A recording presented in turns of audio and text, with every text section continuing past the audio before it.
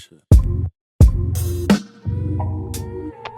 What is going on, everybody? Welcome back to Sideline Summit. I'm Antonio Perez, joined as always by Danny Cole, DC, UPenn's finest, and Chris Coacher, CB Coacher Boy. We got another great episode for you guys today. We will be talking about the NFC South and wrapping up the South divisions. If you didn't see our AFC video, please go to the channel, check it out.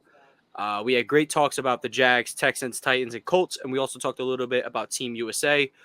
This week, we will be talking about the Buccaneers, Saints, Falcons, Panthers. Little spoiler warning, none of these guys are in double-digit win over-unders. That's kind of what we usually base these off of if you're new here. But before we get into any of that, please, I want to remind you guys, make sure you like, subscribe to the channel. And if you're listening to this on audio platform, please make sure you leave a 5-star like and review. We'd really appreciate it. But we can get started with Summits and Plummets. Right on over to Danny. Yeah, my plummeted my laptop situation. It just took the last 35 minutes trying to get my laptop to work for the podcast. So that's a plummet. It's a shame that it's 2024 and we can't have laptops that work for more than 3.5 years. So yeah, it's shame on you, Apple. Your laptop should last for like 10 years, not 3. Well, when you're putting UPenn 64-page essay documents in there, they can't keep up. Can't keep up with the ball knowledge. In fact, it can't keep up with the podcast juice, the UPenn juice, the J&J juice. The UPenn juice. I like that. UPenn juice. I call it the UPenn juice is J and juice. J and juice. Facts. Tough. Not facts, but vexed. Precisely. But you got to have a summit, though. Yeah, my summit is that Alec Bohm shocked the world and actually did well in the home run derby. Everyone thought he has 12 home runs in the year. He's not going to do well. Led the first round, almost, but then he folded with the opportunity to send himself to the finals. But hey, he did lead in the first round. His pitcher sold. Yeah, his pitcher did sell. But stop blaming Pookie. Maybe. Yeah, but yeah, that was definitely a pleasant surprise. He went out there, did better than anyone thought he would. Now imagine if they sent a real home run hitter from the Phillies on, like Schwarber, or I guess Castellanos, unless he'd probably still reach for the non-hittable throws. But yeah, we can go to Chris though. Chris. Oh, I'll start with the plummet. Yesterday, I got a take in my men's league game. I saw that on your story. Yeah.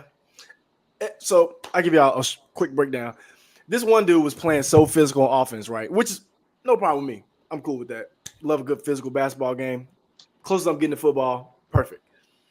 This dude uses off arm every time. He uses off arm, slaps me dead in my face, like right here. Boom, right here. A little kiss. Bust my lip a little bit, and I'm bleeding. So I get up. I'm looking for anything, any sign of human existence. Ref tells me dead to my face. It was a legal move. As the guy's coming up to me and apologizing, saying I didn't mean to swing my arm that hard.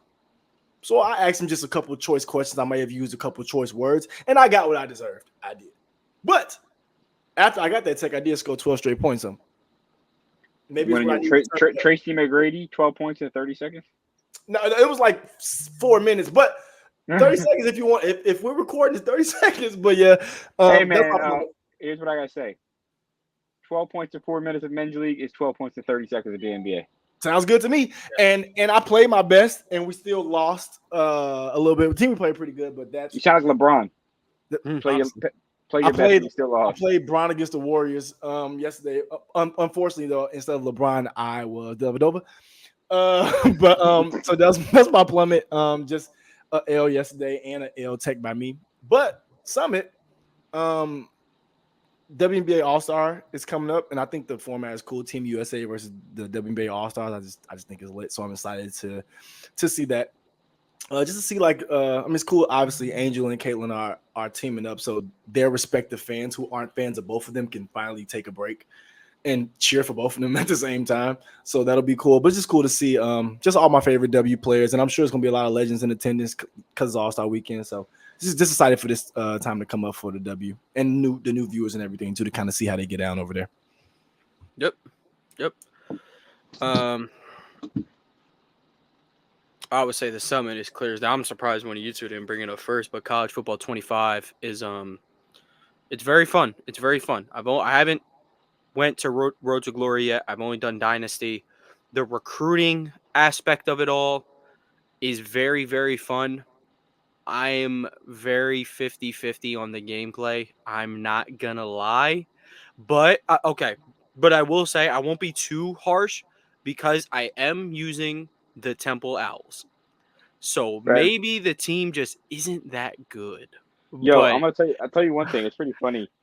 Darius Geist posted his Road to Glory. I saw that. And they said peak unemployment. They said what kind of washed is this? Oh my god, dude, it was so crazy. But with the gameplay, I saw a meter on the throw and I was like, you're adding like the one thing I hate about 2K to this game. Like, why did you do that?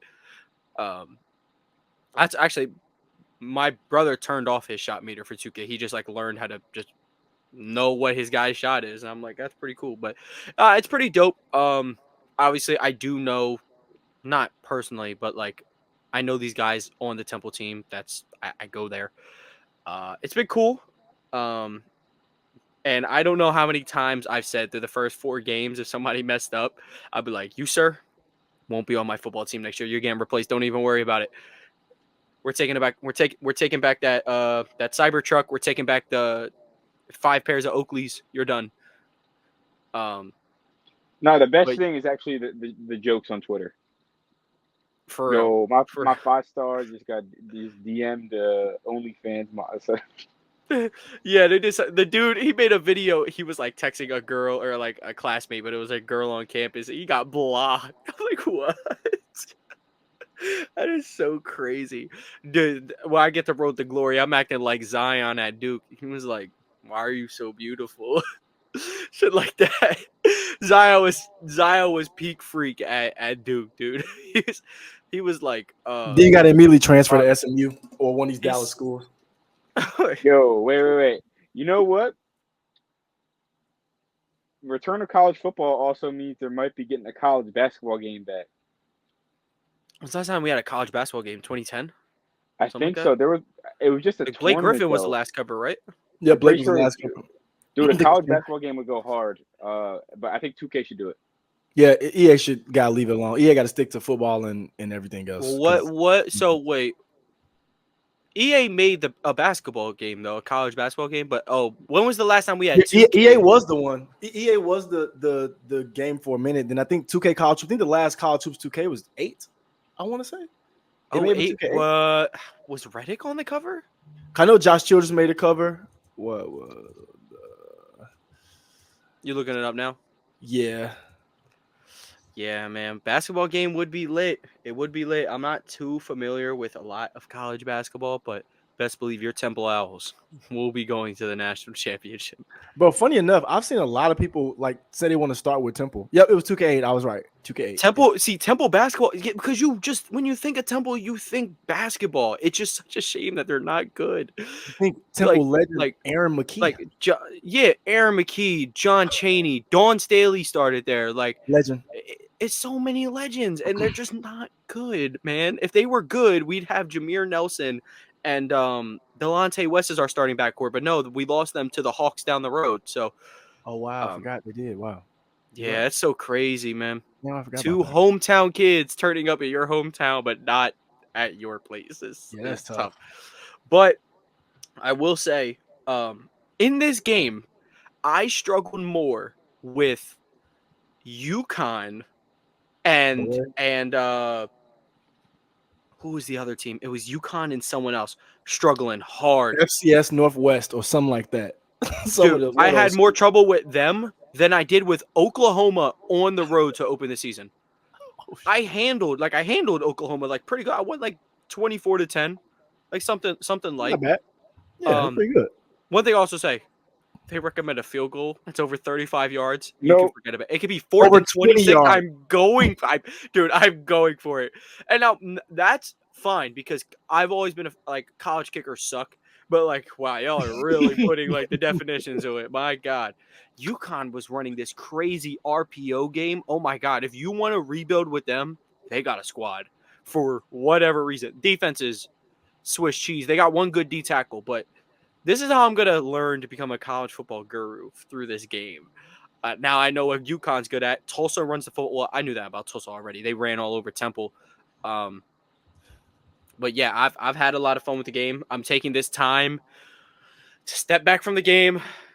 I got to prep for Tulsa because I've already tried playing it twice. And look, I'm playing in quit. I will only accept defeat at the hands of an Oklahoma. I can accept that. I'm not losing an American game though. I can't let that happen. I have to go undefeated in conference play. I have to be respectable. The UConn game I had to play I don't even know how many times, dude. It was so hard. But I did end up winning a solid 21-10 game.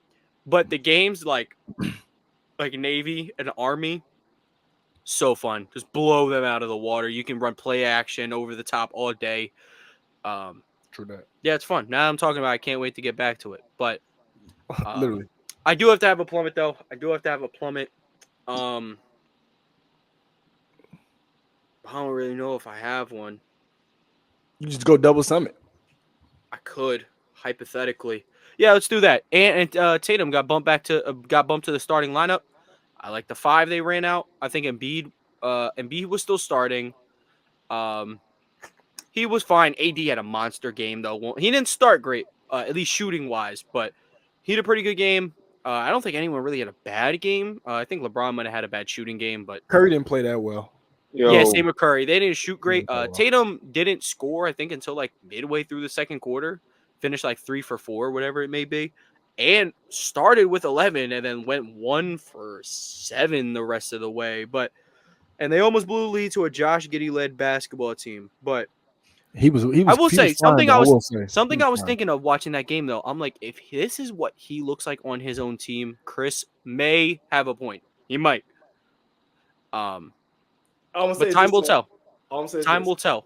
This Australia team would probably beat the Bulls if I had to guess. But yeah, I think the reason why he'll look good over in the Bulls just because he'll have the ball in his hand. And the time he looked best was when Shea was out. That it was not this past year, but the year before that. He just has to have the ball in his hand because it makes everything look better. Because if he gets 8 rebounds, has 2 points and 4 assists, it looks bad.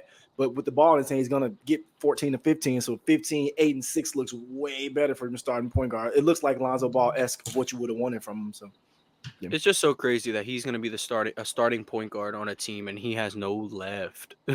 Yeah. Actually no left. And not to the point where it's Jaylen Brown where he tries to go left and turns it over. It's he just won't do it. He'll go to his left while dribbling with his right. It's nasty stuff. Yep. Danny, were you gonna say something? I didn't mean to cut you off. Oh, I was gonna say I really can't wait for Cam Newton to be back in college football game. Yo, a legend Cam Newton would go so hard. Tim, I think he's gonna have one. You know who I'm running as. You know who I would run as a legend. Johnny Austin. Football. Come on, Johnny Football. Johnny Manziel. Well, Tavon Austin, of course, a legend, but Johnny Manziel is my all-time favorite college football player. Chris, it's just funny because I don't like anything he really does. To be I don't like that he was partying all the time, but I was just he's a demon. Who cares? Manziel over your Pookie Spencer Rattler? Yes. Yeah, because Johnny went into Tuscaloosa. Yo, he went into Alabama. Yeah, he was wild. Bumped into his own lineman, did a spin, caught the ball, rolled out, back foot, found a man. Yeah, he was wild. And later in the game, he sprints out up the middle. He's one-on-one with his safety. This dude's for sure going into the NFL. Get the off me. Gives him that strong arm. Dude, that was a 20-year-old kid. That was a 19, 20-year-old redshirt freshman. First ever to win the Heisman. He was just so iconic. Of course, Rattler, and I would say Mariota are close 2 and 3. I was big on the Mariota. Yeah, Chris, I'll tell you one thing. It just didn't pan out though. He loved him so much that his name in my him and Baker Mayfield he loves so much that his name in my Snapchat is Johnny Mayfield. See, the Baker love just wasn't maxed out because I was like a 9-to-5 worker defending Lamar Jackson. Like, it was unreal. So I won't lie to you. My quarterback one in that class was Josh Rosen. He had the swagger. I watched him he came back down from like 35 or whatever against A&M. I was like, dude, he's such a dog. He's such a dog. He's going to work out. He didn't work out. But like Sam Darnold, I was like, dude, he's not better than Lamar. Like, I don't care. My 5 was Rosen, Mayfield, Lamar, and then it was like Allen and Darnold or something like that. I didn't really know a lot about Allen. I kind of just knew he was like super project baby. And then Lamar's project baby in the other way, in like the Kodak way. Project baby. But we used to say that all the time. Oh my God. We used to say that all the time. Kodak got a couple songs out of triple platinum at Chichester. I don't know how much we're talking about the NFL in the West today, but right before we jump into some NFL talk, I do want to mention Brandon Aiyuk has officially requested out, and it looks like the Pittsburgh Steelers, New England Patriots, and Commanders are the 3 teams that are leading this case. I could really see, I mean, the Commanders is really clear. Jaden Daniels is his best friend from being out west, Arizona. The Pittsburgh Steelers need a wide receiver 1. They kind of route tech guy. And the Patriots, they can use all the help they can get at that position. So 3 clear candidates. Unfortunately, he's a Baltimore Raven, Danny. So if he's that's what I'm saying. Like, in terms of like, dude, it's like, dude, if he paired up this team, they'd be so good. It's the Ravens. I don't think they have the money for it. Okay. So here's the thing, though. Eddie Jackson just brought it into an interview. I was say if it comes down. See, now here's the thing with the Ravens, which is funny because when they were thinking about trading Lamar, you'd have to like teams didn't want to trade for Lamar. It's because like you got to give up assets and then you got to pay them. So it's like not usually a good combo. Mm-hmm. Brandon Aiyuk is one of, if not one of the best 10 wide receivers in football. I am a big fan of his game. I was always waiting for like that true breakout. This was the for sure year he was better than Debo. Might have been better than him the year before as well, but like this year he was for sure better than Debo Samuel. That's kind of what I was waiting on. As a receiver, of course, Debo as a football player is absolutely incredible. And he helps out Aiyuk a lot with the attention he gets. But back to what Danny was saying, some of my favorite fits. I agree with Chris. Ravens obviously would be a really good fit. Lamar would get by far the best weapon he's ever had in his career. Derrick Henry would be the best one, but he's obviously a slight bit of Watch King syndrome. He's still really good back, but I'm gonna say one more fit that if they get him, it puts him right over the top for me. I'm not gonna lie. Is the Indianapolis Colts. If the Colts land Brandon Aiyuk with him, Michael Pittman, A.D. Mitchell, with Jonathan Taylor and Zach Moss, and if Rich stays healthy, that's a good team. That's a damn good offense. Yeah, and the way you kind of named all those receivers, they're all different. They're all different. Route technician, loves working the intermediate range. A.D. Mitchell, an absolute speedster, good route runner, going to take the top off of defense. Michael Pittman, he's your big body. He's winning 50-50 balls. It's just a great group of guys. It's not a lot of repetition or redundancy in that wide receiver room. I really love that fit. I wanted to talk about the Steelers one, though, because you talk about the Steelers, kind of like that Colts room. You got Pickens, who's a 50-50 guy who turns things into 75-25 jump balls. You have Roman Wilson, who, hasn't played NFL snaps yet, but I love his work in the slot. Very quick underneath guy. You just need someone who's going to fill that intermediate range, and who better to do it than Brandon Aiyuk. I think that's a perfect one, and I also think he looks a lot like Mike Tomlin. If you ever had to look at their faces, it's pretty weird. It's very common on the internet. It's destiny, yes. But I don't know what the Steelers' assets look like. I don't know what their money looks like off the top of my head, so I don't know the possibilities. Money frees up next year, and then we have all of our draft picks. But let me ask you, what do you think is a reasonable price for Brandon Aiyuk if you're Pittsburgh? second round pick. A second round pick? Just a second round pick. I think a second and a conditional third. Okay. Okay. Again, I don't know his market. I don't know what's been reportedly asked because apparently the Niners have been like, we're not trading him. Like, we're getting this extension done. And then they also have not been talking to Aiyuk about said extension. But yeah, it's so I don't know what the NFL market is for him right now. And dollars wise, he's gonna want what the best get 33, 35 what upwards of that. Yeah. Amon-Ra just got 30 million. Jefferson just got 35 million.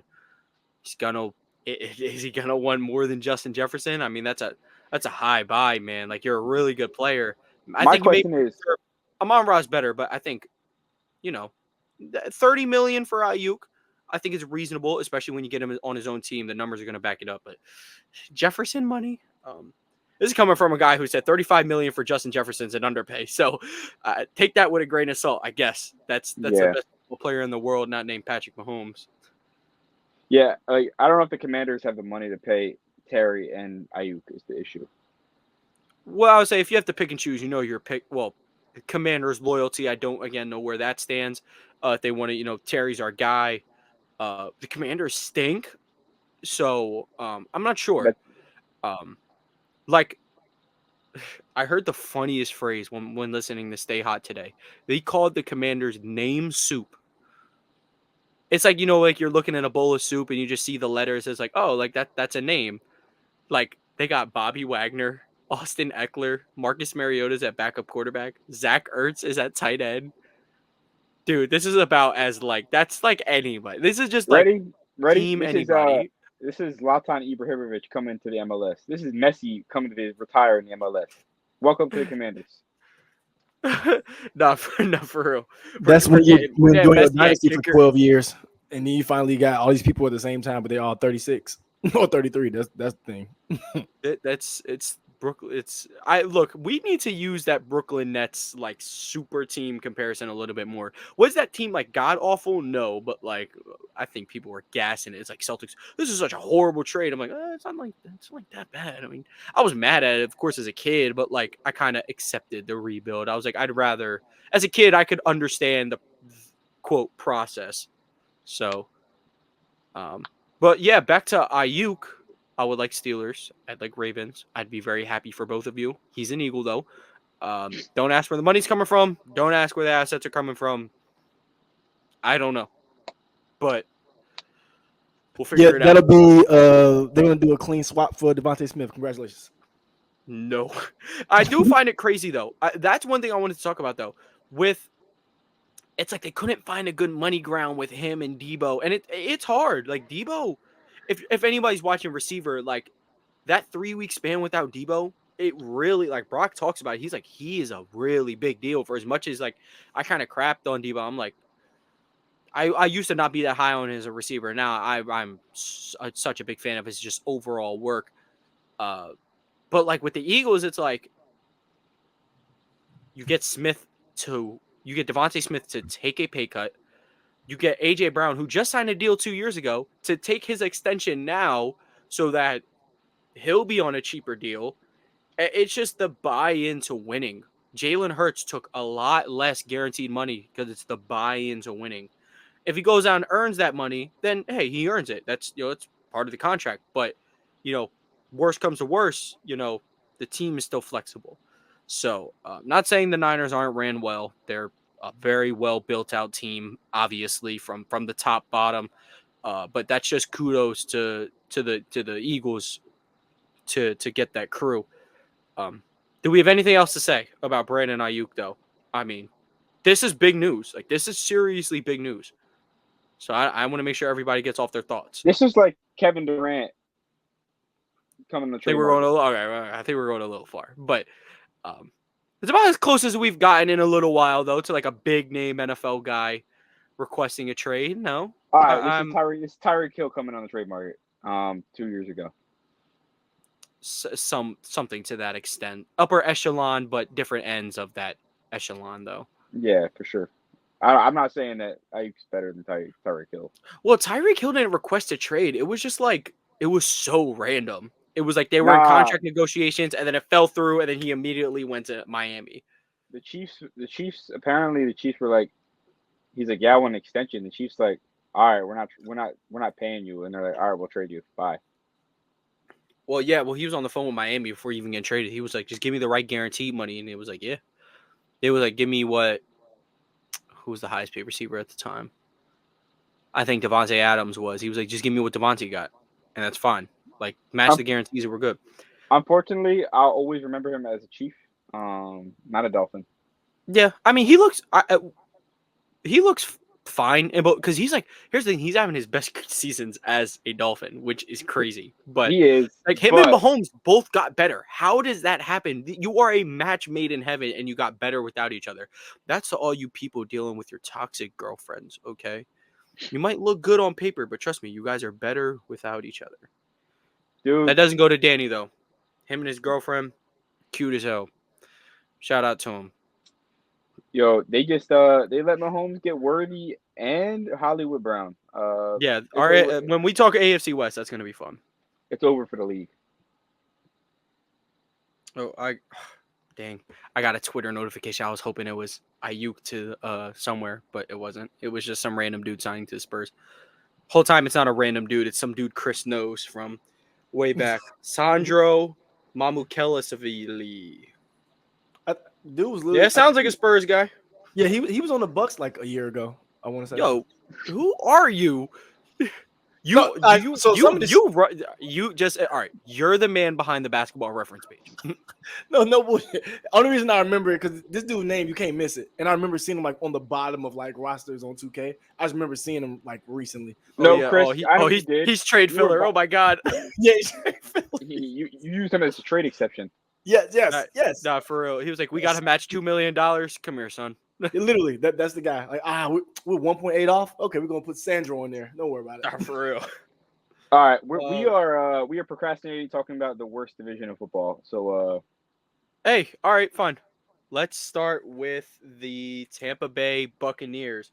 The Buccaneers line is honestly pretty shocking to me. I'm not gonna lie. It is won the division. Yeah, they just won the division, coming off a 9-8 record. They're at a measly 7.5. They beat the Eagles in the playoffs. playoffs. Is reasonable. Yeah, talk about it because they went 9-8, but the way they finished the season was just it hit really good. Like it went about as smooth as you could. I'll tell you one thing: December through January.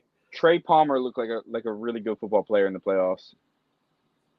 Yep. Mike Evans, Chris Godwin are still there. They got Baker Mayfield. Love him or hate him, he's gonna sling the ball. He knows how to play football. He's gotten better since he played for the Browns. He finally has a real coaching staff. They're working on their offensive line after losing like 3 guys last year. Their defense plays hard-nosed football. They got Todd Bowles. Come on. This team is a lot better than a lot of people expect. I'm taking the over. I think Baker Mayfield leads this team to a division title and 10 wins. Okay. I respect that take for sure. Because I'm in the same boat. I am over. But something I want to talk about with their. So you mentioned the O-line thing. They did fill the O-line need in the draft, but it was with Graham Barton, and there were better dudes on the board. I didn't love that pick. Here's what I do love though. The Mayfield deal. The 3rd year, they can just get rid of him. If he's not good, he can go. So they won't hold that much dead cap. It's a really great contract. They signed Whitehead to pair with Antoine Winfield, who in my opinion is one of, if not the best safety in the NFL. So when we're talking top safety duos, you want to talk about these guys for sure. And you want to talk about a guy who can really play in the box. They drafted Philadelphia's own Tyke Smith out of Georgia. Or he went to Georgia, but out of Philadelphia. Tyke Smith, it's been a long time coming. This dude's been a pro since he was like 17 years old, if you ask me. I've got to see him play several times. He's so good. And if maybe I'm talking a little biased as a Philly guy, but I really did like their offseason from a really loading up that secondary standpoint. Like Danny just said, you bring back Evans, you bring back Mayfield. They worked. So yeah, I bet Evans has a little bit of like, not PTSD, but like flashbacks of playing with Manziel when he's with Baker. Not even from like a playing standpoint, but like when Evans is probably like with Baker, he probably thinks of Johnny Manziel just a little bit. Two completely different guys. Not even saying they're remotely similar on the field, but like the charisma, the swagger, the FU attitude type of thing. But yeah. Now I know Chris is a renowned Baker polarizer. I'm not even gonna say hater, but polarizer. What do you think about the Bucks? 7.5 is their line. 1-9 last year. What do you think? Baker Mayfield has one of my least favorite dances I've ever seen, but I will say this. Last year, he was a pretty good quarterback. I'll say that. And for pretty good, I'm giving them 8 wins because, as y'all can say, and if you've been watching Sideline Summit, as you should have been, I love a team with some weapons. And Chris Godwin, Mike Evans, those still weapons to me. So I think they can get 8 wins. 8 wins seems I don't say low, but it seems very, very doable pretty easily, in my opinion. They could definitely go under it, but I think 8's doable. And shout out to Baker Mayfield for, at the end of the day, reviving his career. People were talking like he was 35 or something, like almost out the league. Like he just needed another start, another chance to do something. I think he ran with his opportunity. So I'm always rooting for people like that always. So I think the Bucks can get 8 wins. 8 wins. Yeah, the Baker timeline is pretty weird. So he breaks out that third year and is really good under a really nice offensive head coach in Kevin Stefanski. And then the next year, he's trying to play injured, and he's just making it worse for himself because he should just not be out there. And I'm a guy, look, if you're out there, you're out there. But I will say, you're not doing yourself any favors. He goes to Carolina. Well, actually, he requested a trade. They said no, and then they traded for Deshaun Watson, but they kept him, and then traded him later. But then you go to the Panthers. There's no quarterback who can live with the Panthers. So he gets an excuse there. Rams' little stunt was whatever. The fact that he landed Tuesday night, played Thursday night is always dope. But and won a game. And won the game-winning drive, like a 95-yard game-winning drive, throwing to Skoronski, and I don't even know because Cooper Kupp wasn't playing. Skoronski. I said Skoronski. I don't even know what I'm thinking of right now. Skoronski's the tackle, isn't it? Probably. Yeah. I don't know. Anyway, I'm mixing my white guys up. The Bucks have a kind of laughable some of these opponents. They've got the Broncos, the Commanders, the Giants, the Panthers twice, the Chargers, the Raiders. That sounds like 7 wins at least there. I mean, again, NFL's full of surprises, but it's full of just surprises looking in a vacuum. And then, like, that doesn't include the Falcons and the Saints. That, like, they could beat. I think they'll beat at least one of the. I think they'll sweep at least one of those teams and then split with the other. But yeah. Good team. Okay, so my last question: is this going to be your division winner, or do you have someone else? They win the division with 10 wins. Yep, I agree. Yep, exactly. 10-7 would be my division winner. Chris, are the Bucks going to be your division winner, or are you're thinking someone else? I gotta think about who's in the division. Can you name them real quick? Saints, Panthers, and Falcons. I know we're going through them today. I just need to say it. So yeah, Saints, Panthers, and I would say actually, you know what? We could talk about all the teams and then we can decide after, because I could easily talk myself into another team. Maybe Danny could talk me into another team. We were talking about it at the gym the other day. I have a team I think is going to win after you said it. So yeah, I'll save mine for when we come up to them. Okay, well, we got our Bucks stuff out of the way. Another team that went 9-8 last year with also a 7.5 over/under win line is the New Orleans Saints, who I'm going to go over some real quick losses for them. They added Chase Young on a small 1-year deal. If he ever doesn't unlock his potential, this is a great pickup. In my opinion, they also get linebacker Willie Gay, who was phenomenal for Kansas City. They draft Fuaga in the first round. They get Kool-Aid McKinstry in the second round. Love those draft picks. And then they didn't have any, like they drafted Spencer Rattler in the 5th round, which I'm obviously a big fan of. Hope he gets to play. But that would mean Derek Carr's really bad and the team's not doing that good. So I'm not sure. They lose Isaac Yiadom, who was like a really good other secondary piece, not named Marshawn Lattimore. And then they did lose Malcolm Roach, again, a really good depth interior lineman for them. But not loss, like underrated losses, but like not losses that like make me think that's 2 less wins. Not sure. But Danny, what do you think about the Saints? I'm looking at 7 wins. Okay. Their out of conference games are a little bit harder than the Bucs, in my opinion. They play the Browns, the Rams. They play the Cowboys. I would say the Rams, they have a real shot to shoot it out with them because that defense it's going to be one of the worst. I think but you got to respect Stafford, though. You got to respect Stafford. I get that. Respect Stafford, and I think the Rams shock a lot of people. The Rams are consistently a good unit, and whenever Sean McVay is on the field coaching, they are going to make an impact. Donald did retire, so it's going to be the first year, maybe some adjustments. They got some rookies that can make some impact, though. We're not talking about the West, though.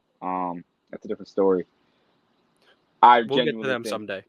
Genuinely think that they win 7 wins. They get 7 games. They get the Raiders, the Commanders, maybe a couple division games, the Broncos.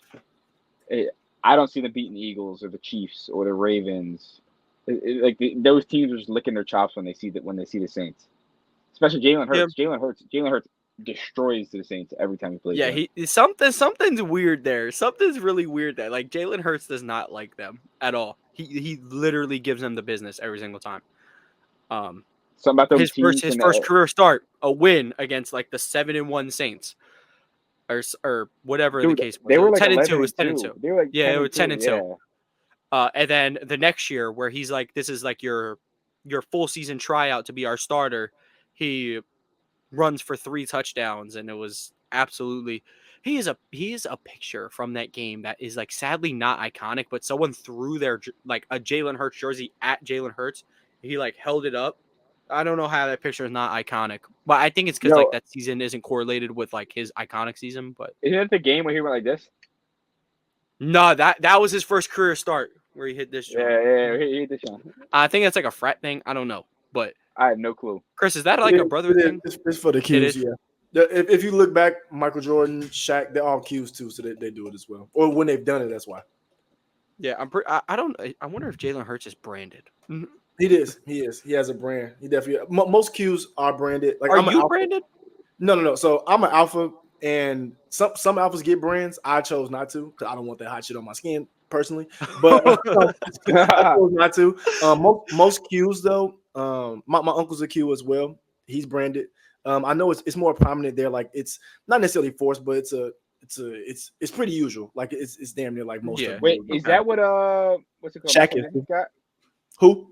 Malcolm Jenkins. Yep. Malcolm Jenkins is a Q too. Yeah, he's definitely. I thought that when I was younger, I just thought that was like some husky tattoo. Yeah. I thought he got like tatted on like a vein or something, and he's just like husky. So I don't know. Yeah, I've seen some crazy brands too. Like everyone's doesn't look good. Like some don't. Like your skin. Everybody's skin's different, so your skin heals different. So some people's look really great. Some people's look like they probably don't want that on their body. But it is a ritual, not ritual, but it's like a sign of a ceremonial brotherhood, something like that. Yeah. Well, speaking of alphas and sigmas, there are betas in the world. So that leads us right to Derek Carr. Chris, what do you think about the Saints team? Danny has them right under the over-under line at 7 wins. I did go over some of their additions. They're beefing up the O-line a little bit. The defense definitely getting some improvements. You still have Olave there. You have Shaheed there as well, who's been a pleasant surprise for them so far. What are you expecting from the Saints? Very, very bad football team, very bad quarterback. Expecting 5 wins or less. I don't see them really being good. I like Olave a lot. I like Chris Olave a lot. I like Shaheed a lot. But other than that, and I think I hope Chase Young has a good trial year so he can go be on the team that matters again. But other than that, I don't really see much really good on this Saints team. And I think your team starts your quarterback, period. Like you have to have a good enough quarterback or something. You have to have something better than Derek Carr, and they don't. So I think at this point, they're kind of just trying to get better and trying to get out of being mediocre for the last few years. But I don't think this is the year. I think they're five or 6 wins max. I don't see 8 wins. I'll tell you that. So Derek Carr is a future slideshow candidate. Yeah, Saints Carr. He'll definitely be kicking it with Eagles Julio for sure. It's funny how Julio has 2 wide. He has 3 wide. Like he has 3. Ravens Deion Sanders, by the way. He wasn't even that bad. He was not. He wasn't. But he was at number 21, so he looked weird. He was number 37. That was gross. Yeah. It's so gross. That's horrible. So We have Eagles Julio, Bucks Julio, and Titans Julio. That's literally like I think Celtic Titans Shaq, one's got to be the worst. Cavs Shaq, Phoenix Shaq. Titans one got to be the worst. Julio. Yeah, at least with the Eagles, he got to rock out in the Kelly Green. That's aura. Yeah, at least. But number 80, is OD. He had a good game when we went. Oh, yeah, he had like 2 catches, a little calm, something crazy. He had A.J. Brown had a slant. They went to the sideline. Jalen Hurts was like, yo, you look like Julio Jones. And he went up to Julio Jones and was like, yo, I thought he was Julio Jones. There was probably fanboying in there when he got to the team. But my quick thoughts on the Saints. If Derek Carr can at least rewind the clock just 2 seasons to like at least that last year in Vegas, I think 7.5 wins is doable. I think it's possible, especially beefing up that O-line. That was the main communicator between him and Olave. It was just like Carr didn't have enough time. Olave just needed a split second more time to get open on his routes. Are you projecting that they tie a game and they win 7.5 on exactly? Yes, actually. But no, I mean, I do have the over for them, but I have it at 8 wins. I do see a losing season. I honestly think at some point they could start off the season rough, maybe see what they got in Rattler. Because the weird thing with Rattler is that if you watch his Oklahoma tape, to like Bo Nix to a way lesser degree, his Oklahoma tape, he's taking deep shots. He's not really taking care of the ball, and he's really polarizing as a player. But when you watch him at South Carolina, he had nearly 70% completion percentage. I'm not a big stats guy when it comes to college, but he didn't turn the ball over. But he still liked to be aggressive. That's kind of what got Xavier Legette on the board, was Rattler's ability to put the ball downfield or just like really trust in Legette to make plays. If the scenario were to come where Rattler plays, I think he could get along with Chris Olave just fine. But for now, I think Derek Carr is a little too good to be benched for a 5th-round quarterback, especially a guy of Rattler's who's like, it's low risk, high reward, but like to get Sooners Rattler without the turnover issues is asking for a lot. But I'm interested to see the maturity again. Over, but no close, but no cigar, as you would say, at least to a playoff spot. But I think they'll get 8 wins. But I think we all have realistic expectations. I would say if I see Chris's way of like, Carr took a step down from his Vegas days, he could very well just keep going. Danny has a reasonable under. They have a tougher schedule. I definitely get that. I see Carr maybe getting used to things in New Orleans. I'm always gonna have a soft side a little bit for New Orleans. They've always had some of my favorite players, and I'll be going down there this fall, so I cannot wait. I'm gonna hopefully love New Orleans and just Louisiana. Bro, you better get that crawfish. Better get that crawfish. I'm gonna have to find the best po' boy in town. Shrimp po' boy. I made one at Don's and it was good. So like, if I can make a good one, then like, I'm sure they can. I would say low key, if the Saints win, it's gonna be like a block party. It's gonna be fun. So, I don't know. Chris, you have to see the Ravens play an NFC South team, because I'm seeing the Steelers play the Falcons. I went to see the Saints play. I went to see the Saints play Ravens year before last. And I got a picture and everything when it was Mark Ingram there? Yeah, I went to see it. I sat really, really close. I'm trying to go back this year and see a game too. What's that? You watched it play Cardinals last year, right? Yep, yeah. I went to go see Cardinals last year, and the year before that was Saints Ravens in New Orleans. That was lit. That was really, really cool. I heard like the Superdome, like wherever you sit in the Superdome, it's like a good view.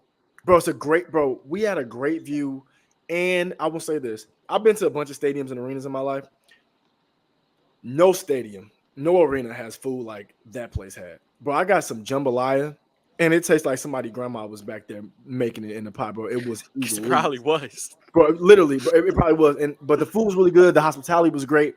Superdome looks really nice on the inside. Really, really, really, really dope. It was and like you just said, I'm sure everybody who was in there, whatever seat they were in, they had a pretty good view because it feels like you're like bowl, but sitting in it so you can look around and see everything from inside. So it was really, really dope. From an Yo, appearance standpoint, it gives like kind of like Madison Square Garden where it's Yeah, all yeah, dark yeah. and it's just shining down on the field. I'm excited to see the Falcons Stadium in 6 weeks, 7 weeks, something like that. When NFL Perfect kicks off. transition. Because I'm going to Steelers Falcons week 1. The stadium looks beautiful. The stadium looks like phenomenal. It does. I'm a fan. I'm a fan of their stadium. I think it's up there with SoFi. SoFi is a league of its own, of course, but I've never been to SoFi. I heard it's like a mall almost though. It's like almost too much going around you. But it's again, I've never been there, so I won't judge. I've SoFi also never is been the to the most Saints Stadium, but SoFi is the most premium stadium I heard that they've ever built, and they're never building anything like it again. the Link better. I'm The afraid. link, The Link has more aura. it does have aura as an environment, but we'll talk about the Falcons, not the stadium. So their key offseason additions are Kirk Cousins, and the list about ends there. Michael Penix, if you want to go there as well. Darnell Mooney. Darnell Mooney, they got a receiver. Respect Got, Bears legend Darnell Mooney, Danny. Don't you ever? They got two receivers. They got Mooney, and they also got who else I is was it? just looking at, but I didn't write the guy's name down. Did they do addition by subtracting by getting rid of Arthur Smith? Oh Though? wait, they got Ray McLeod, Kadero Hodge, Rondell Moore, Darnell Mooney. Oh, Rondell Moore. That was the other one I was thinking about. I could not think. Yeah, that's right. That's Yeah, right. because they traded Desmond Ritter to back up Murray, which I love that pick. To pick back up Murray, he's like more of an agile guy. He's maybe not the best quarterback, but you got a cheap young guy out in Arizona. Yep. Here's the thing: your receiver room is Drake London and Kyle Pitts in reality, and then you got some B tier guys to fill in behind them.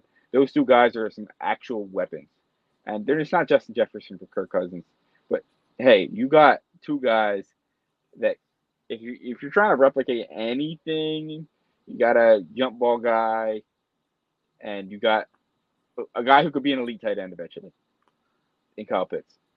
Yep. So and he's been practicing receiver and tight end, which every tight end should be doing anyway. But just want to throw that out there. Hawkinson and Jefferson, hard to replicate. But hey, I think you're stepping into a very similar role where you got like a dominant a tight end, and not much else. But one thing I do like, I love their run game. I love their head coach hire. I think their head coach hire is the real addition of this team. And I was talking myself into taking the Falcons over. I think they just go under and win 9 games. Actually, I flipped. Tony probably didn't expect this. I think the Falcons are a great team. I think they might start off slow with Cousins coming off the Achilles. Their defensive line is not great. They like Tone said, they're name soup with a bunch of soup that you've never seen before. Dude, that's my new favorite saying. Name soup. Yeah, they're name soup with soup players. How about that? Yeah. So, but they do have some great players in the secondary. Their D line is abysmal, but they got Jesse Bates. They have AJ Terrell. They drafted well. It'll be a fun team to say the least. Bijan, Drake London, Kyle Pitts sounds like a good team, but yeah, never know. This team has been mismanaged for a long time now. Raheem Morris is finally going to get them straightened out. I haven't having a winning season, but just going under 10 wins as they look to grow. I think Raheem Morris is going to get them kicked off in his first year, it's positive direction, and kind of grow. And I think they win NFC South next year. I could see that. Yeah. I actually want to let Chris. I'll let Chris take the floor before I say what I have to say, because I know Chris was a big. he was a big idea of Fields to Atlanta. And just an overall, just Atlanta had guys, had vibes. What do you think for them? You think 9.5 is a little high? I really want to think. What do you think about Kirk? How could Kirk Cousins be off of this Achilles? All right, so peep, y'all. I'm about to walk. Put y'all running shoes on and walk with me. Let me tell y'all. This is the year, right? I like this Falcons team because I think they were only missing a quarterback. I'm not saying they were missing Kirk Cousins. I would have liked a mobile guy, not Justin Fields, obviously, but like a mobile guy. But I think Kirk Cousins is perfect because what Kirk Cousins can do is get the ball to people who can make plays. He's proven that he can do that, and that's one thing. And Kyle Pitts a playmaker. Bijan Robinson is a playmaker. Tyler Algier is a playmaker. So in my opinion, I'd love to see Bijan in a Debo type of role, like have him more outside the backfield and kind of playing a little receiver because it kind of helps you being weaker at receiver, like Danny mentioned already. And it just allows you to use him and Tyler Algier at the same time. You took these guys early for a reason. Like you had them for a reason, and I think you want to use them. And I think if Kirk Cousins can just spread the ball around, I think they can win this division. I really do think so. And that's just half me being a fan. But also, as Danny said too, Jesse Bates, AJ Terrell, that's two pretty good guys in your secondary, in my opinion. And then on the offensive side of the ball, like I said, you add Kirk Cousins to a team that already has some pretty good playmakers. And they're not in a tough division. Like shouldn't be that tough. So I think they can win it. I think 10 win may be a little high. I think I'm more so comfortable with saying 9. But just for sake of me clearly glazing them like I just was, I'll say they go over and get the 10 wins. But I really like this Falcons team. I think if the younger players can take just a step forward and be a little bit better than they were with Kirk Cousins being in and kind of able to stabilize and make sure everybody gets the ball, I think everybody can eat, and I think they can win this division and then be on the road to be even better next year. I like that. That was a really good spiel too. They remind me a little bit of the Lions, though. Elaborate. They got a new coach coming in. Like they got a new fresh quarterback that they guess they didn't trade for. They got a free agency. I think fresh is pushing it, but fresh he ain't is fresh. For sure. I mean, Kirk Chains is fresh, but he's not fresh. He's not fresh. Yeah. He's like some turkey on its last day type of thing. They got a young receiver who really kind of started to bud at the end of last year. They got a young tight end. They got a defense that really everyone thought was bad, and the Lions defense still is a little questionable. But I mean, I guess they have the opposite problems. The Lions have good D-line and bad secondary, and the Falcons have just quite opposite. They have a good secondary and bad D-line. So I think the teams are just in the old Lions like 2-3 years ago, and the Falcons now are very similar in their like where they're at. Okay, I will say this about the Falcons: they are 13th in drop back success rate last year with Ritter. They were 22nd in drop back EPA though. Just wanted to look at some of those things. Their rush success rate though, they were 28th, which I'm not gonna say that's on Bijan and Algier. No way. I think it's just they were misused. There's absolutely no way. You're 28th with guys like that in your backfield. And maybe it's because you have Kyle Pitts blocking. But one thing I would say though, these lines, might be because your offensive line is god awful as well. Yeah, but like you saw Bijan getting crafty. I mean, you could be right though. You could be right. I will say the only line that that ESPN didn't seem to cook with is the Bucs, because that's the only one we all went over on. Everything else we've had at least one person disagree, which is good because you could have different thoughts on a team, except with Danny how he thinks about the Jags. Because just remember, it's personal. But remember, look, we have not Luka Tatum debates, but like I'll debate Tatum over Luka for shits and giggles and have fun. That's how Lawrence and Stroud is this year, except that's like an actual debate. Arguing who is the 7th best quarterback in football right now. Such an oddly niche topic. Lawrence has like mightily struggled against the the Texans every year of his career so far. I don't know why. I thought last year he had like a really good game I think against they still them. lost. He did, but I think they still lost. Oh, I think they won that one because I feel like I remember there was like a controversial call or something.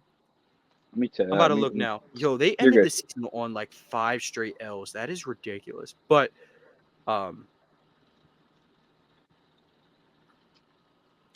sorry, I really do just want to see this. I just want to see that the last Texans game. They did. They beat the Texans. They did win. Lawrence went 364, 1 touchdown, 1 1 and pick. 1. It's not a great game. He tossed for a ton of yards though. Had Yo, a high QB rating. Stroud led the Texans in rushing. He did. That explains their running. 6 carries for 47 yards. Explains their rushing situation. Which I will say, yo, Stroud can run. Like I just want to put that out there. Stroud can run. He just chooses not to. I wish he'd unlock that a little bit. He's kind of like that's like the Dak in him a little bit, is that they both can run. They just don't do it. Dak has a good reason. He got his ankle turned into a boomerang. But Michael Gallup, you're welcome. Yo, he really didn't block. And I feel like you and me are the only people who talk about that. But let's move on to, I mean, if this division is called mid, then this team is garbage. Which they are. It is the Carolina Panthers, who are listed at a 4.5 over under, which again, I think this cooks. Because I think I actually want to go first on this one because I'm a big Bryce Young guy. Again, kind of like the Titans, all the Panthers should really worry about this year is the development of Bryce Young and maybe seeing if JC Horn can stay healthy. But with this team, I think 4.5 is perfect because if they get like 5-6 wins, I think that kind of shows that they were a scrappy kind of team you didn't really want to play against. Kind of like back half of the season Cardinals-esque type of team where it's like they're really annoying. The defense isn't that sharp. Well, the Cardinals defense was horrible, but like the Panthers defense, I could see them maybe being between like a 17 to like 24-ish range defense, below average by NFL standards, but can be pesky. And then if the offense can really gain something, if Leggett can be really good out of the gate for Young, someone just for someone that Bryce Young can rely on. I have the over in that type of sense, like just 5 games. They're not sniffing the playoffs. It's going to be like, hopefully it's going to be, I think it's going to be like a back half of the year type of thing. Like they might start like 1-11 and or like 1-12. After looking at their not schedule, 1-11, I don't know. That's OD.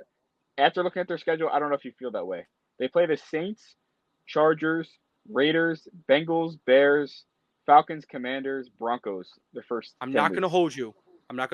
The Panther. Oh, you're talking from that standpoint. Okay, then maybe not. Maybe they don't find their wins that way. But I could see it come at least in a back half spurt where like Bryce Young starts to figure it out at least. Yeah, I agree. But I was gonna say that I thought you were gonna say like they might get more than 5 wins. I was gonna say, bro, I'm not gonna hold you. This is the worst team I think I might have ever seen. But yeah, I'll tell you one thing. Their last 4 games of the season. Lunch money. Their last 4 games of the season last year, they averaged 9.75 points, and they scored 30 games one of those points. They scored 9 points against the Falcons. 30. They won that game though. They won. They won. 30. That was the game where they had like 100 people in attendance. It was so bad. Yeah, 30 against the Packers and lost, and then 0 in back-to-back weeks to end the year. Yeah, I don't know if Bryce played those games. I'm not sure. I don't think, but Bryce didn't play Bryce played week 18, but he was 11 of 18 for 94 yards. Yeah, I mean, like I can't emphasize how bad that Panthers offensive situation is. The fact that people even had any greatly. Getting talk Deontay about Johnson, it. Floor's yours. Getting Xavier Leggett, getting those two really helps.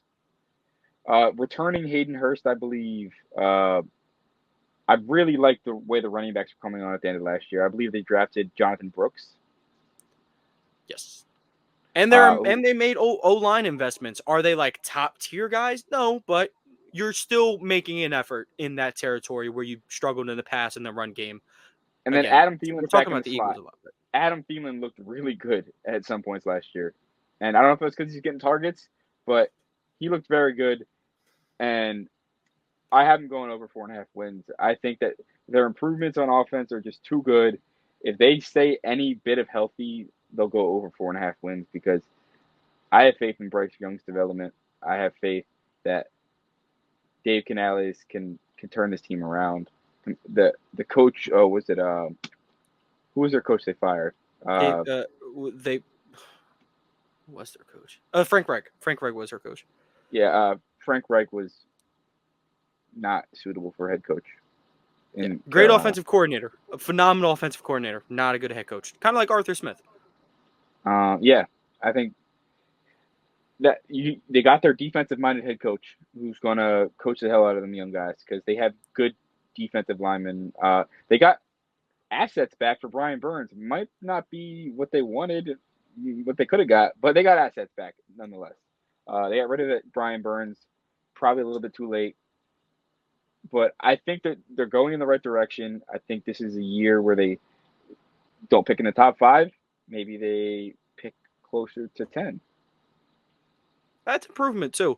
I think you're thinking of the wrong guy because they got Dave Canales That's as what I head said. coach. Dave Canales.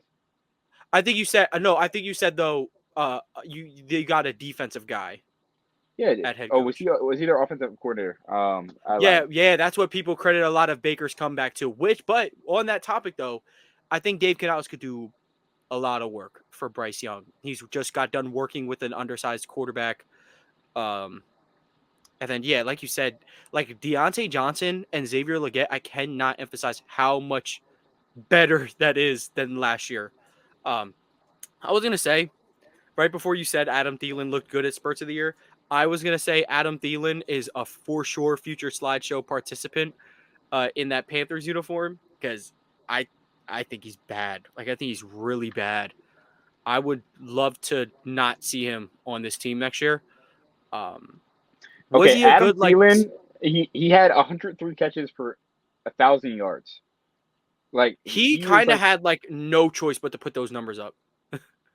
I know, but he put up the most yards per catch. Actually, he didn't even have. It was the worst yards per catch of his career. Which But kind of, again, explains a lot about the offense. it explains, but he has also been in the league for 10 years. Yeah, no. Adam Thielen's body of work should be highly respected. One of the best receivers in the league during his days with Stephon Diggs and some years with Justin Jefferson in Minnesota. But, like, yeah, this dude just cannot be a wide receiver 1 or 2 anymore, which luckily they're coming to fill those roles. Hopefully Legette can sprout early so Deontay doesn't have to do crazy wide receiver 1 work. I think he fits better as a wide receiver 2, especially with the ceiling I think Legette can get to. There's a lot to like about Carolina, I would say. Chris, how do you feel about Mr. Small Man, Bryce Young? Hey, watch your mouth. I think Bryce Young is cool, but I think everybody else is not so much. I like Legette. Obviously, he should have been a Baltimore Raven. But nonetheless, I don't think this team is good at all. But I think 5 wins is hella low. I think that's low. But in saying that, I think they go under 5 wins. I just don't think they're good yet. I think they're another year away from building on what they have now, just like kind of adding to more younger pieces, maybe a couple more vets. But I think they're just a year away from being around a 5 to 8 win team. But I think they get like maybe 3 or 4. But I don't know. I don't see it. I just don't see it on this team. I like Bryce Young, like I said. I like the additions that you guys mentioned, but I don't know. I don't see this team as being good. So I think I'll take the under on the wins, on 5 wins. Okay. Yeah, and that's the third straight team where we've disagreed, and I love that. I love that. Oh my God, these are good lines. The Panthers have a guy on their team named Lamar Jackson, cornerback. Yep. Yeah, but the thing with Lamar Jackson, unfortunately, I saw the pickup. I'm like, I wonder how he's doing, and then I read the article. He's like, oh, he was a healthy scratch his last couple games with the Jets. I'm like, oh wow, that's rough.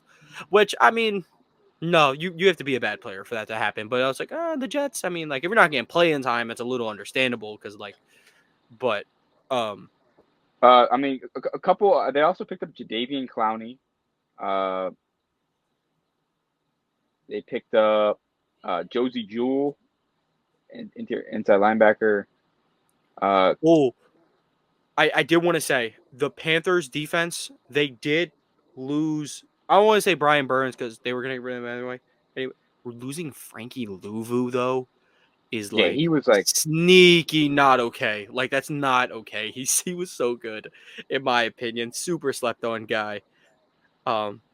Pretty sure he's on the Commanders now, though. So he is. on a team full of name soup, he will save the Commanders defense and make them the 31st best defense in football. Yo, the Panthers really got name soup. They got a dude named Daywood Davis. Yeah, bro. That sounds like the 3-star out of like Metro Atlanta that I'm trying to get for my Temple team in college football 25. They got Jalen Coker. Yep. Two-star out of that's 2-star out of Lake Erie, Pennsylvania that I'm trying to get to come down south. Oh, Panthers legend Jordan Matthews. Oh, he's on the team? Oh yeah, Yep. This receiver situation was worse than I thought. He's a tight end now. Shout out Jordan Matthews though, man. Eagles legend. He had a game-winning touchdown one time against Cowboys. We had Sam Bradford at quarterback. Yeah. I thought him and Wentz was going to be the future with the little tie thing. Chris, let me get Tony mad real quick. The Eagles picked Jordan Matthews over Devontae Adams. Oof.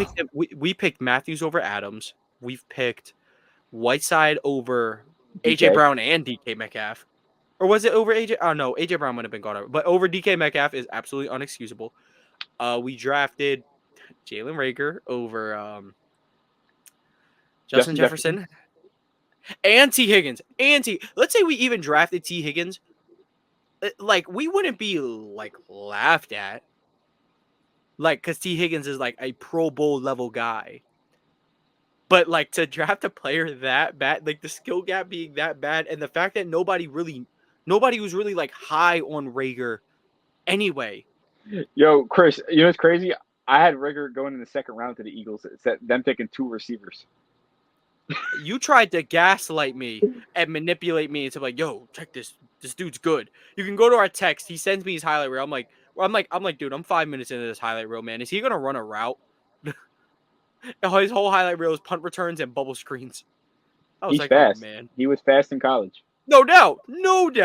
But he's not like his play style. He's not fast enough. He was like a 4.4 guy. Yeah. You got to be a low 4.3 guy if you're gonna be this, you know what I'm saying? But yeah, bad receivers very in line with the topic of the Carolina Panthers. But I'm pretty sure that's everything we have on the Panthers, right? It's everything. Dave Canales is going to be important for the Bryce Young development. We're going to be a bad football team, though. That is okay. You still have one of the top jerseys in the game. Dare I say they need a rebrand, my God. though? The Panthers are rocking all the Eagles' former running backs. Miles Sanders, Rashad Penny. Eagles legend Rashad Penny, who did not see the field. Not see the field. No. He was our kick returner 1 week, and obviously you don't really return kicks. So, yeah. I would say that is pretty much everything on the South. I feel like we had substantial conversation when it came to the South. I was not really expecting that. But a lot of good things to say about this mid. It's still mid. It's very mid. Chris, now let me ask you. My as a bet, I still have the Bucs winning division. Chris, who do you think's winning the division? The Atlanta Falcons, and on the back of Bijan Robinson, one of my goats, obviously. But I'm all troll aside, I'm a big fan of Bijan Robinson. I'm a big fan of Drake London, and as y'all know, I was just clamoring for a quarterback that was competent. Kirk Cousins is that. So if I was right or anything close to right, I think this team should be pretty solid, and I think they could win this division because it's weak. Well, Kirk Rowe is going to be gone, and Michael Penix is going to be a starter. The real competent quarterback. Some would say who we got for division winners. Okay, so if I would say the division would go Bucs, Saints, Falcons, Panthers. I'm going Bucs, Falcons, Saints, Panthers. And then Chris, what are you going? Falcons, Bucs, Saints, Panthers. Okay. A nice little jumble of things. We all have our different opinions on the teams. I really do enjoy that. Everything's reasonable too. I really want to say the Saints last because one of my friends is a big Saints fan. I want to just shit on him bad. But one of my absolute best friends is a Saints fan. It's kind of the only reason we're going down to New Orleans. Of course, because I just want to go down there. And Spencer Rattler's my guy. See, when some of my friends are fans of certain teams, I'm a little softer towards them, like Saints. Our guy Jacob is a Chargers fan. I'm obviously a huge Justin Herbert guy, so I am tuned in to Chargers games. Jacob, I'm sorry, bro. The Chargers are never going to be good. Yo, I told him, bro. I'm like, look, bro, Justin Herbert leaves, bro. It's your perfect excuse to get on out of there. But he said he wouldn't do it. He said he wouldn't do it. I'm like, you're better than me. Keenan Tatum Allen's leaves gone. the Celtics. Hello, St. Louis Battlehawks. Yep. The St. Louis Archers. That'd be a That's fire lazy. name. That'd be a It's fire gonna be name. lazy, Can't but wait it's to gonna be cop the fire. Tatum jersey in 15 years. Oh no.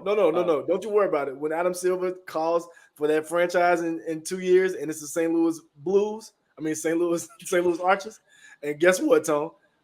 All of a sudden, Tatum and Brown gonna have some rift in a relationship, and the media is gonna push Tatum to St. Louis. Well, according to ESPN, they just won a championship, and there's still a rift in their relationship. Bro, I watched ESPN literally say to viewers, they literally said this. Jason Tatum looked really uncomfortable answering questions about Jaylen Brown. I said he looked uncomfortable answering questions he had no answer to. I wonder who would have thought. It's like he either grows Brown, he grows Derek White, or he grows Team USA and Nike. And Drew Holiday. Drew Holiday's there. Or Drew Holiday, yeah. Well, Yeah. Drew was there from the jump. Drew was like the sixth guy to commit, and everyone's like, Drew Holiday. I'm like, well, Drew Holiday's looked awesome through these first 2 games. So screw anyone who said he shouldn't be there. Drew Holiday is going to be the Team USA version of Josh Hart, and then people understand how good of a basketball player he actually is when he comes back and plays that same way for the Celtics. And then they go back and watch him in New Orleans. Because if you thought Drew Holiday was just a dirty word guy or staying a dunker spot guy, please go watch him with Anthony Davis in New Orleans. I'm telling you, I actually watched that when him and Davis combined for the most points ever in a game. Please watch. I rewatched some of those highlights the other day. Like, not only did Drew score 40 damn points, but he actually locked Damian Lillard up. Like, Yeah. I don't like to use the term locked somebody up like often. I'm telling you, this was like prime Darrell Revis. He was in a box. He was in a box. He was in a phone booth. Like, it was bad. Like, Drew Holiday really gave him the business, man. I got a quick question before you get out of here. When Drew Holiday retires, what team will you remember him as? I saw this question on Twitter. I thought it was very interesting. Pelicans. Me personally, I'm gonna say the Pelicans because those dark blue Pels jerseys with the little white writing on there, and watching what him, DeMarcus Cousins, and Anthony Davis did, and then he had the nerve to have Rondo. Oh my God, Chris, my heart tells me to say Sixers, but my brain says Pelicans. Sixers Drew was lit too. Honestly, I might remember UCLA Drew too because I've been a Drew Holiday fan for a while. So that's funny because you guys are saying his first 2 teams, which was Sixers, Pelicans. I'm probably gonna remember him as a Buck though. And I'm gonna be honest. My reason why is because he ripped Marcus Smart twice to end the game, and that traumatized me. But that's valid. Yeah, just quick Drew Holiday dialogue before we get on out of here. Again, reminder, please subscribe to the channel. If you are new, you are going to love the new content we put out essentially daily. And if you're listening to this on audio, please like and give a 5-star review, of course, and come over onto the YouTube. We do have YouTube and social media exclusive stuff that you can't get on the podcast. Follow us on all social medias. The link tree is obviously in the description. Just want to throw that out there. Anything to say before we get on out of here, fellas? Though, not just the YouTube. Yes. We actually had a huge TikTok blow up, and then not a lot of views on the podcast. But again, if you did not see our AFC South video, please go to last week's episode. And then, of course, we know that you don't want to watch the AFC South, but it's okay. Yes, and look, even if you are only a fan of one team, hey, tune into the show, see what we got to say about your team specifically, and then we'll move on. You don't got to come back. But if you are a Falcons, Saints, Buccaneers, Panthers fan, just watch your segment.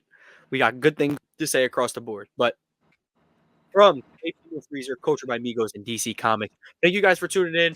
Go tune into that last episode, tune into this episode, and then we'll catch y'all next week.